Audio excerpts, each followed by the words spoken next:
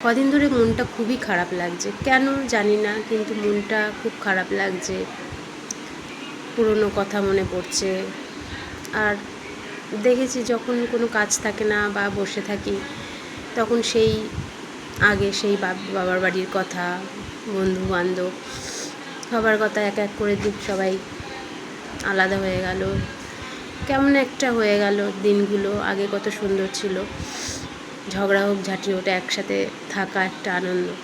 কিন্তু এখন সব আলাদা হয়ে গেছে, যে যার মতো চলে গেছে। সেই সব দিনগুলো কেউ হয়তো যোগাযোগ রাখে, কেউ হয়তো যোগাযোগ রাখে না। সেই সব কথাগুলো ভাবলে এত কষ্ট হয়। তারপরে বাবা মা তো মারা গেছে না আমার, তো আরও মনটা খারাপ লাগে।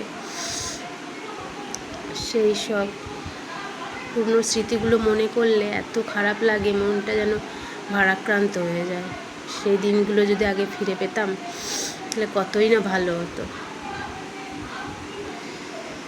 কিন্তু অতীত তো অতীতই, সেগুলো তার ফিরে পাওয়া যাবে না। যেটা চলে গেছে সেটা চলেই গেছে।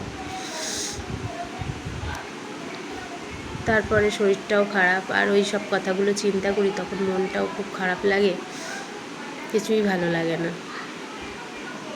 না কোনো কাজ করতে ভালো লাগে না কিছু। কিন্তু সবসময় ভাবি আমি এটা যে নিজেকে কাজের মধ্যে সবসময় ব্যস্ত রাখবো। সবসময় তো আর কাজ থাকে না, কিছু সময় ফাঁকা সময়ে বসে থাকি। তো যতক্ষণ পারি চেষ্টা করি নিজেকে কাজের মধ্যে ব্যস্ত রাখতে। আগে কত লোকের সাথে কথা বলতে ভালো লাগতো, এখন কিছুই ভালো লাগে না। কারোর সাথে অত কথাও বলি না, যোগাযোগ রাখারও চেষ্টা করি না।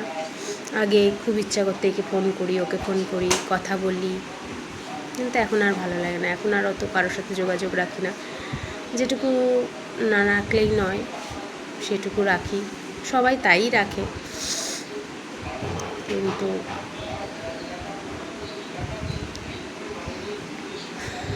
সময় যত যাচ্ছে দিনগুলো যেন কেমন হয়ে যাচ্ছে, মানুষও কেমন হয়ে যাচ্ছে, বদলে যাচ্ছে। এখন মানুষ কেউ কাউকে, নিজের আত্মীয়রাই কেউ কাউকে চেনে না, কেউ কারো মুখ দেখে না। এখন এমন একটা পরিস্থিতি হয়ে যাচ্ছে, এখন সবাই একা একা, জীবনটাই এখন একাকিত্ব। একা থাকো, একা। মেয়েটাও বড় হয়ে গেল আস্তে আস্তে, মেয়ের জীবন নিয়ে, লাইফ নিয়ে ব্যস্ত হয়ে যাচ্ছে, সবই একা। তো এটাকেই মানিয়ে চলতে হবে। যতদিন বাঁচবে মানুষ, যতদিন বাঁচবো এটাকে নিয়েই চলবো। তোমাদের কি মত?